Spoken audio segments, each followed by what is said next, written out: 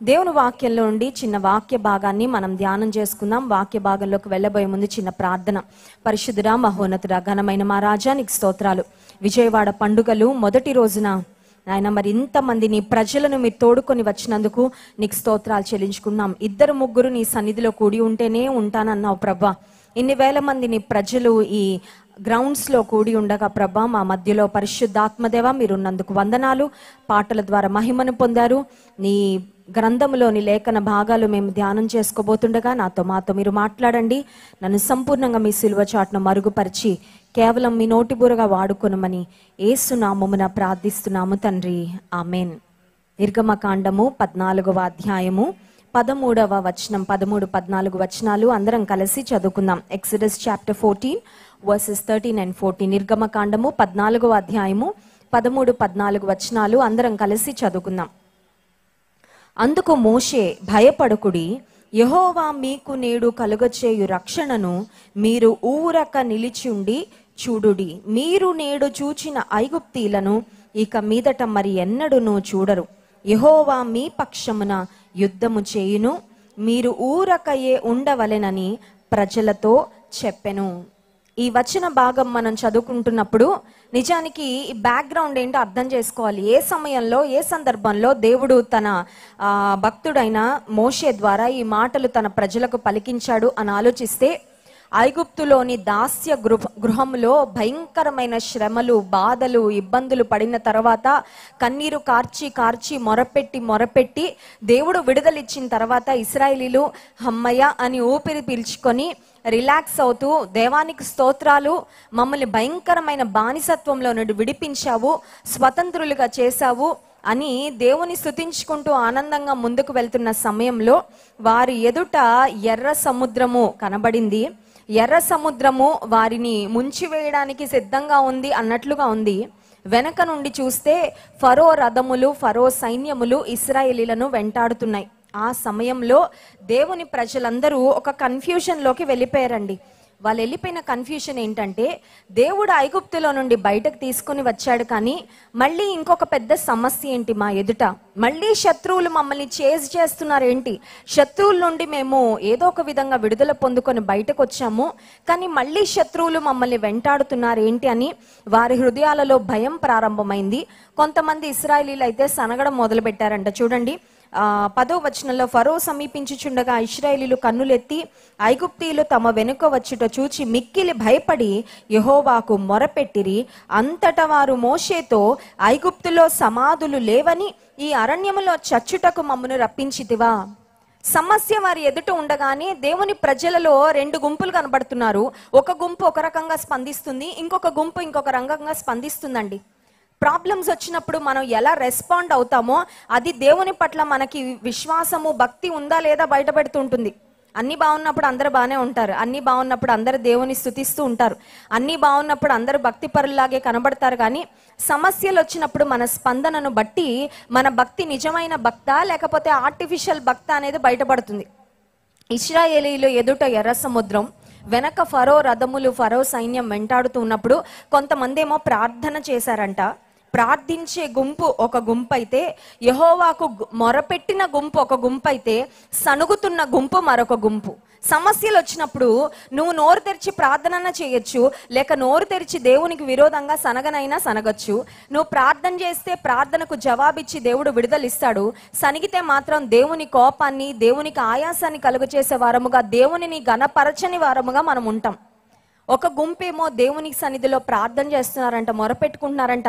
మా చేతిలో ప్రార్థన అనే ఆయుధం ఉన్నంత కాలం మేము బాధపడాల్సిన అవసరం లేదు, ప్రార్థన ద్వారానే ఐగుప్తు నుండి విడుదల పొందాం, ప్రార్థన ద్వారానే ఈ ఫరో సైన్యము నుండి కూడా దేవుడు మమ్మల్ని కాపాడుతాడు అని విశ్వాసంతో ప్రార్థన చేస్తున్న గుంపు ఒక గుంపు అయితే, మరొక గుంపు దేవునికి విరోధంగా సనుగుతున్న గుంపు. అయితే ఈ సమయంలో దేవుడు మోషే ద్వారా తన ప్రజలతో మాట్లాడుతున్నాడు. దేవుడు మాట్లాడుతున్న మాట ఏంటంటే, భయపడకుడి, యెహోవా మీకు నేడు కలుగచేయు రక్షణను మీరు ఊరక నిలుచుండి చూడుడి. Fear not, be still.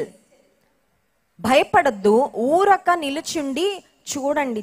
కార్యం నేను చేస్తాను, మీరు నిలబడి చూడండి. నిలబడి చూడాలంటే చాలా కష్టం. స్విమ్మింగ్ ఎవరికైనా రానప్పుడు ఏదన్నా నదిలో కానీ సముద్రంలో కానీ మునిగిపోయిన సందర్భంలో ఎవరైనా వారిని రెస్క్యూ చేయడానికి, వారిని కాపాడడానికి, రక్షించడానికి ఎవరైనా వెళ్ళినప్పుడు యూజువల్గా జరిగే పరిస్థితి ఏంటంటే, ఎవరికైతే ఈత రాదో వాళ్ళు వాళ్ళ వంతు ప్రయత్నం చేస్తారండి మునిగిపోకుండా తేలాలని. ఆ సందర్భంలో తమ్మును తాము రక్షించుకున్నామన్న ప్రయత్నంలో వాళ్ళని రక్షించడానికి వెళ్ళిన వారిని కూడా ముంచేస్తూ ఉంటారు. యూజువల్గా స్విమ్మింగ్ రానప్పుడు, మునిగిపోతున్నప్పుడు ఎవరైనా మనల్ని కాపాడడానికి వస్తే ఎక్స్పర్ట్స్ చెప్పే విషయం ఏంటంటే, మనము గివప్ చేసినట్లు అలా ఊరకుండాలంట. ఎవరైతే కాపాడడానికి వచ్చారో అప్పుడు వాళ్ళు మనల్ని పట్టుకొని మనల్ని కాపాడతారు, వాళ్ళు కూడా సేఫ్గా బయటకు వస్తారు. కానీ కొంతమంది ఉంటారండి, వీళ్ళకి స్విమ్మింగ్ రాదు, వీళ్ళని కాపాడడానికి ఎవరో వస్తారు, వీళ్ళు కూడా మేము కూడా ఏదో ట్రై చేసేద్దాం మమ్మల్ని మేము కాపాడుకోవడానికి అన్న క్రమంలో ఆ రక్షించే వాళ్ళని కూడా కాపాడనివ్వరు. సో దానివల్ల ఏమవుతుందంటే వీళ్ళు మునిగిపోతారు, ఎందుకంటే వీళ్ళకి ఎలాగో స్విమ్మింగ్ రాదు. వీళ్ళని కాపాడడానికి స్విమ్మింగ్ చేయడం వచ్చిన వాళ్ళని కూడా వీళ్ళు ముంచేస్తూ ఉంటారు. కొన్ని సందర్భాలలో మనకు తెలుసు, మనం ఎంత ప్రయత్నం చేసినా సమస్యకు పరిష్కారం మన శక్తితో సాధ్యపడదు అని. అలాంటి సమయంలో దేవుడు చెప్తున్న మాట ఏంటంటే, నువ్వు భయపడద్దు, ఫస్ట్ డోంట్ బి అఫ్రేడ్. నీకు నేను లేకపోతే నువ్వు భయపడాలి, నేను ఉన్నాను, నువ్వు భయపడాల్సిన అవసరం లేదు. ఇంకొక మాట ఏంటంటే, నేడు దేవుడు మీకు కలుగచేయు రక్షణను మీరు ఊరక నిలుచుండి చూడుడి. ఇంకొక ప్రాముఖ్యమైన మాట ఏంటంటే, మీరు నేడు చూచిన ఐగుప్తీయులను ఇక మీదట మరి ఎన్నడూ చూడరు. హల్లెలూయా. దేవుడి రాత్రికాల సమయంలో ఈ మీటింగ్లో ఉన్న వారితో ఒక వాగ్దానం చేస్తున్నాడు. అదేంటంటే, ఇప్పటి వరకు ఏ శత్రువుతో నువ్వు పోరాడుతున్నావో, ఇప్పటి వరకు ఏ సమస్యలతో నువ్వు పోరాడుతున్నావో, ఇప్పటి వరకు ఏ స్ట్రగుల్స్లో నీ జీవితంలో సతమతం అయిపోయావో, ఆ సమస్యల నుండి నీవు నాయందు నమ్మిక ఉంచుట ద్వారా ఊరక నిలిచి ఉండి నేను కలుగజేసే రక్షణను నువ్వు దాని కొరకు ఎదురు చూడడం ద్వారా నీవు విడుదల పొందుకుంటావు. అంత మాత్రమే కాదు, ఏ శత్రువుతో ఇంతకాలం పోరాడేవో, ఏ శత్రువుతో ఇంతకాలం నువ్వు సతమతం అయ్యావో, ఇక ఆ శత్రువుతో నువ్వు ఎన్నడూ పోరాడాల్సిన అవసరం ఉండదు అని దేవుడు వాగ్దానం చేస్తున్నాడు. హల్లెలూయా. కొన్నిసార్లు మనం అనుకుంటాం, నాకు టెంపరరీ రిలీఫ్ వస్తే చాలండి. ఏదైనా ఒక సమస్యతో బాధపడుతున్నప్పుడు ఏదో ఒక కొద్ది కాలం తాత్కాలికమైన ఉపశమనం నాకు కలిగితే చాలు అనుకుంటాం. కానీ దేవుడు మనకు టెంపరరీ సొల్యూషన్స్ ఇచ్చే దేవుడు కాదు, ఆయన పర్మనెంట్ సొల్యూషన్స్ ఇచ్చే దేవుడు. హల్లెలూయా. దేవుడు శాశ్వతుడు. ఆయన చేసే కార్యాలన్నీ టెంపరరీ ఫిక్స్లు కాదండి. ఆయన ఇచ్చే ఫిక్స్, ఆయన ఇచ్చే solution, it's a permanent solution. దేవుడు చెప్తున్న మాట 14వ వచనంలో, యెహోవా మీ పక్షమున యుద్ధము చేయును, మీరు ఊరకయే ఉండవలెను. All you have to do is just be still. Be still అనడం చాలాసార్లు మనకు చేత కాదు. దేవుడు అంటే, నువ్వు కామ్గుండు, నేను చేస్తాను కదా కార్యం, నేను చేస్తాను, నా సమయం కొరకు ఎదురు చూడు, నా చిత్తం కొరకు ఎదురు చూడు, నేను ఎలా చేస్తానో ఒకసారి నువ్వు సైలెంట్గా వేచి చూడు అంటే మనం అంటాం, నేను కూడా ఏదో ఒకటి చేయాలనుకుంటున్నానయ్యా, మరి నా ప్రయత్నం కూడా ఏదో ఒకటి చేయాలి అనుకుంటున్నాము. కొన్నిసార్లు దేవుని చిత్తానికి మనం ఏదో ప్రయత్నం చేసి ఆయనకు సహాయం చేద్దాం అనుకొని పరిస్థితులు మనం ఇంకా కాంప్లికేట్ చేసుకుంటూ ఉంటామండి. వి మెస్ అప్ థింగ్స్. సమస్యలకు పరిష్కారం రావడానికి బదులు సమస్యలు ఇంకా జటిలం చేసేసుకుంటాం, ఇంకా క్లిష్టతరం చేసేసుకుంటాం. ఎందుకంటే దేవుని జోక్యాన్ని పరిపూర్ణంగా కోరుకోకుండా మనంతట మనం జోక్యం చేసుకోవడానికి ప్రయత్నము చేసి. యెషయా గ్రంథం 30వ అధ్యాయము 15వ వచనంలో ఒక శ్రేష్టమైన వాగ్దానం రాయబడి ఉంది. చూడండి, యెషయా గ్రంథము 30వ అధ్యాయము 15వ వచనం. ప్రభువును ఇశ్రాయేలు యొక్క పరిశుద్ధ దేవుడు నగు యెహోవా ఇలాగు సెలవిచ్చుచున్నాడు, మీరు మరలి వచ్చి ఊరకుండుట వలన రక్షింపబడెదరు, మీరు ఊరకుండి నమ్ముకొనుట వలన మీకు బలము కలుగును. హల్లెలూయా. ఒట్టిగా ఊరకుంటే సరిపోద్దా? ఊరకుండి ఇంకేమన్నా చేయాలంటే in quietness and in confidence is your strength అనే మాట ఇంగ్లీష్ బైబిల్లో చూస్తాం. ఊరకుండాలంట. ఊరకుండి అవిశ్వాసంతో ఉంటే పనులు జరగవు. ఊరక ఉండాలి, మౌనంగా ఉండాలి, దేవుడు కార్యం జరిగే వరకు ఎదురు చూడాలి. అంత మాత్రమే కాదు, నమ్మకం కూడా ఆయన మీద ఉంచాలి. హల్లెలూయా. The world talks about self confidence and there are so many overconfident people also in the world. కొంతమంది తమ శక్తిని కొంచెం ఎక్కువ అంచనా వేసుకొని బొక్కబోర్లో పడిపోతూ ఉంటారు ఓవర్ కాన్ఫిడెన్స్ వలన. ప్రపంచంలో ఎక్కడ చూసినా you have to be self confident. నీ మీద నీకు నమ్మకం ఉండాలి, నీ మీద నీకు నమ్మకం లేకపోతే ఏమీ సాధించలేవు అని చాలా మంది పర్సనాలిటీ డెవలప్మెంట్ టీచర్స్ చెప్తూ ఉంటారు. కానీ బైబిల్ చెప్తుంది you have to have God confidence. Hallelujah. నీకు మనుషుల మీద కాదు నమ్మకం ఉండాల్సింది, నీ మీద కాదు నీకు నమ్మకం ఉండాల్సింది, అన్నిటికంటే ముందు నీకు నమ్మకం ఉండాల్సింది నీ దేవుని మీద. హల్లెలూయా. దేవుని వాక్యం సెలవిస్తుంది, మీరు ఊరకుండి నమ్ముకొనుట వలన మీకు బలము కలుగును. మోషే, నీకు చెప్పడం చాలా ఈజీ అయ్యా, ఇప్పుడు శత్రువులు వెనకాల తరుముకుంటూ వస్తుంటే మా ప్రాణం అరచేతిలో పెట్టుకొని ఉన్నాం, నువ్వు మాటలు బాగానే చెప్తావులే అని కొంతమంది ఖచ్చితంగా మోషేని ఎదిరించి ఉంటారు. ఎందుకంటే సమస్య నడుమ ఉన్నప్పుడు మనకు ఉండే టెన్షన్, మనం పడే స్ట్రెస్ అలా ఉంటుంది కదండి. దేవుడు ఊరకుండు, నేను కార్యం చేస్తానంటే దేవా నీ మాటలు నమ్మాలని అనిపిస్తుంది కానీ నాకు నమ్మబుద్ధి కావట్లేదు. ఎందుకంటే my problems are too big, my problems are too complicated. ఇదే సమస్యతో చాలా మంది నాశనం అయిపోయారు, ఇదే సమస్యలో ఈ రకంగా చాలా మంది జీవితాలు పాడైపోయాయి. నాకు నిజంగా నువ్వు సహాయం చేస్తావా, నాకు నిజంగా నీ విడుదలిస్తావా అనే అపనమ్మిక కొన్నిసార్లు వస్తూ ఉంటుంది. బట్ గాడ్ మేడ్ అ వే. దేవుని ప్రజలకు దేవుడు మార్గము సరళం చేశాడు. ఒకసారి ఆలోచించండి ప్రాక్టికల్గా.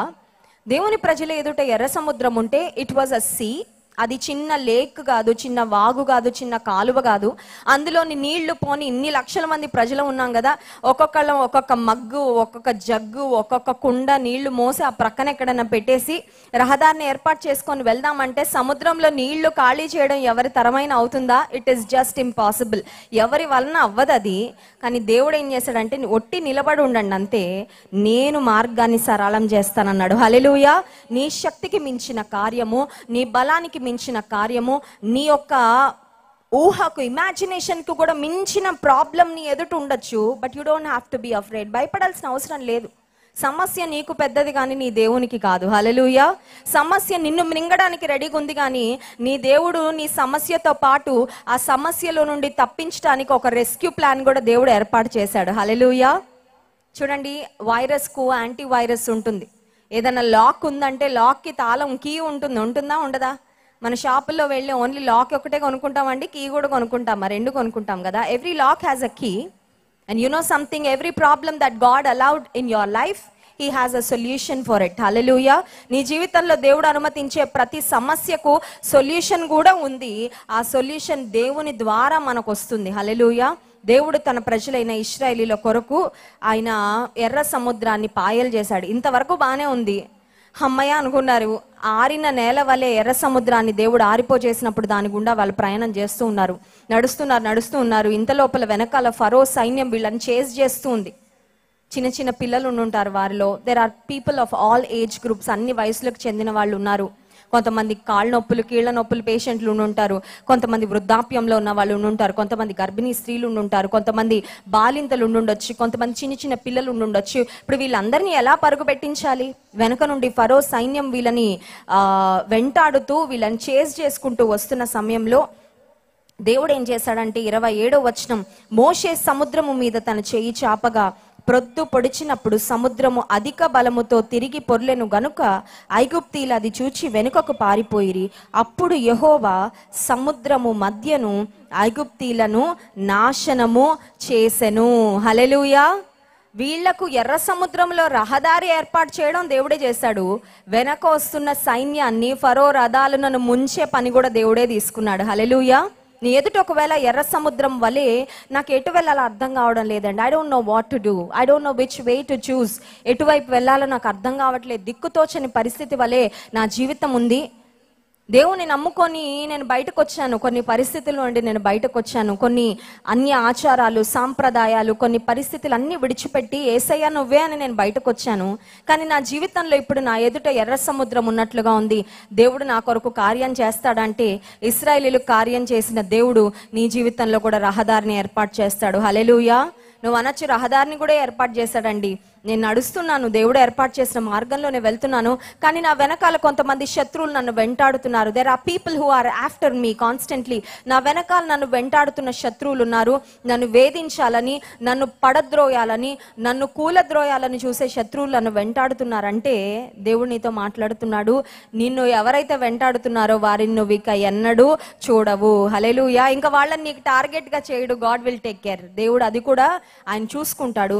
కానీ నీవు నేను చేయాల్సింది ఏంటంటే ఊరక ఆయన యందు నమ్మిక ఉంచుట వలన ఆయన అద్భుత కార్యాలు జరుగుతాయి. 28వ వచనం మధ్య భాగంలో వారిలో ఒక్కడైనను మిగిలి ఉండలేదు. ఒక్క శత్రువును కూడా దేవుడు మిగిలి ఉంచలేదంట. ఇన్ఫాక్ట్ ఇశ్రాయేలీలు ఎర్ర సముద్రాన్ని దాటి అద్దరికి వెళ్ళిన తర్వాత ఫరో యొక్క సైన్యము వారి యొక్క మృతదేహాలు ఆ ఎర్ర సముద్రం మీద తేలుతూ ఉన్నప్పుడు వారికి అనిపించి ఉంటుంది, మా దేవుడు నిజంగా గొప్పవాడు, ఆయన వాగ్దానం ఇచ్చి నెరవేర్చే దేవుడు, ఆయన తన ప్రజల ఇచ్చిన మాట నెరవేర్చడంలో ఆయన సమర్థుడు. ఈ రాత్రికాల సమయంలో ఏ సమస్యలతో మీరు బాధపడుతున్నారో మాకు తెలీదు. I do not know exactly what you are going through. మీరు ఏ పరిస్థితులు గుండా వెళ్తున్నారు, ఏ సమస్యలతో సతమతం అవుతున్నారో మాకు తెలియకపోవచ్చు, కానీ సమస్తము ఎరిగిన దేవుడు, ప్రతి చిన్న డీటెయిల్ మీ జీవితంలో జరుగుతున్న దేవునికి తెలుసు.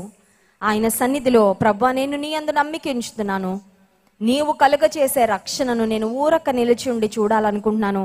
నా శక్తితో నా సామర్థ్యంతో నేను ప్రయత్నం చేసిన నా వల్ల కాదు, but I believe in you, I trust in you. నేను నీ యందు నమ్మిక ఉంచుతున్నా ప్రభువాని.